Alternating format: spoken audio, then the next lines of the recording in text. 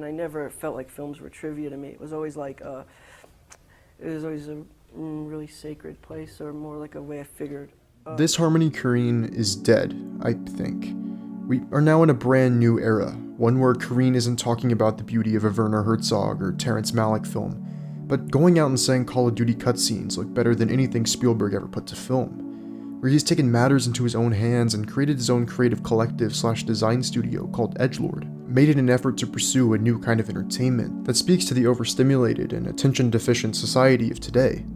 At 51 years old, he's now bored with the conventional act of movie making, or his distinctly Korine mode of storytelling, the kind that skyrocketed him to notoriety at the young age of 19 with the controversial kids.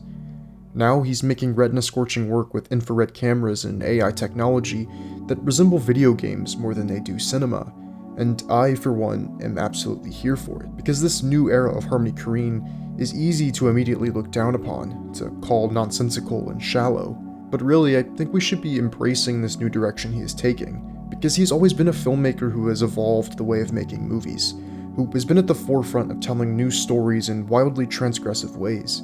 I adore his works like Gummo, Spring Breakers, and Julian Donkey Boy, and of course would love to see him continue to make stuff within the more filmic space, but at least he's still willing to experiment, to bend the definition of cinema as we know it, and sculpt images we've truly never seen before, and might not ever see again. Is there something that comes after conventional film? Is there something that's maybe a emergence of art and music and live action and gaming and like, I wanted to try to see if I could get to some place that was more like a sensory, like a rave, like a dance or something. I really haven't heard another filmmaker of Korine's magnitude wrestle with this very idea, about what comes after movies, when people lose interest in spending 90 to 120 minutes with a single work, and instead fully invest their time in bite-sized entertainment. Things that give you immediate gratification, where you don't have to think hard and can get that quick serotonin shot directly to the brain.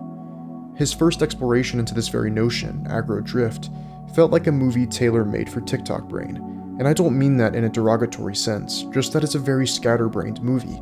It jumps all over the place and bombards you with mind-numbing imagery.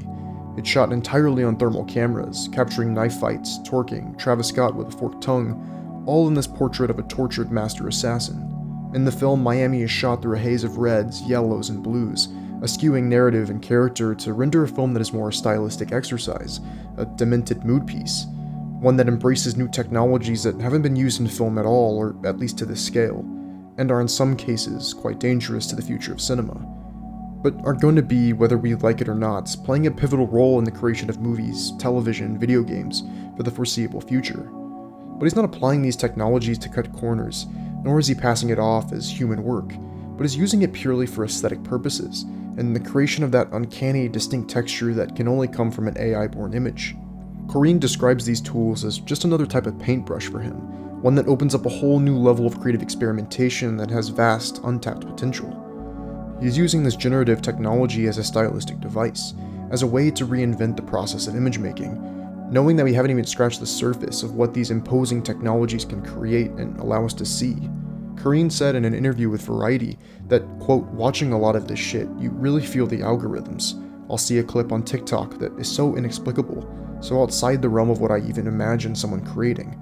Like, I can have an experience with a 30-second clip that goes so far beyond what movies can do.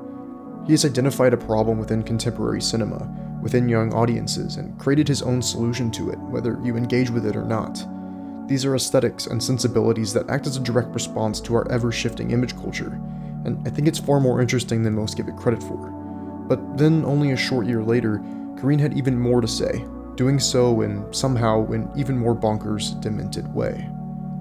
We want to excite ourselves with this, right? Because no one is giving this to us, so we create it. Because it's an experience, you want something that's beyond a kind of simple articulation. Baby Invasion is a loose assortment of scenes that show various anonymous characters committing acts of violence, while deafening techno music by The Great Burial is blaring at every moment. It's shot entirely like a first-person shooter, has a Twitch-like live chat scrolling on the side of the frame at nearly all times, and the faces of all the performers are replaced by those of babies. It's been called unwatchable, masturbatory, nauseating, nonsensical, and yes, it is all of those things at once. but it's also a deeply disturbing look into the youth culture obsessed with violence, vapes, and live streamers. The kids that seek to gamify life and live out their darkest impulses through it. It's not tapping into that ignorant, outdated belief that video games are somehow the root cause of violence, but simply places us in an online space, watching hostages get turned into memes and Twitch chats providing commentary to heinous crimes.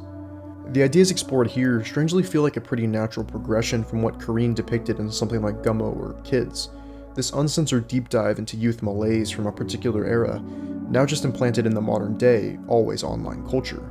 Critics and audience members alike didn't know what to make of Gummo at the time of its release. They were repulsed and baffled, and we're at that exact same point again for Baby Invasion.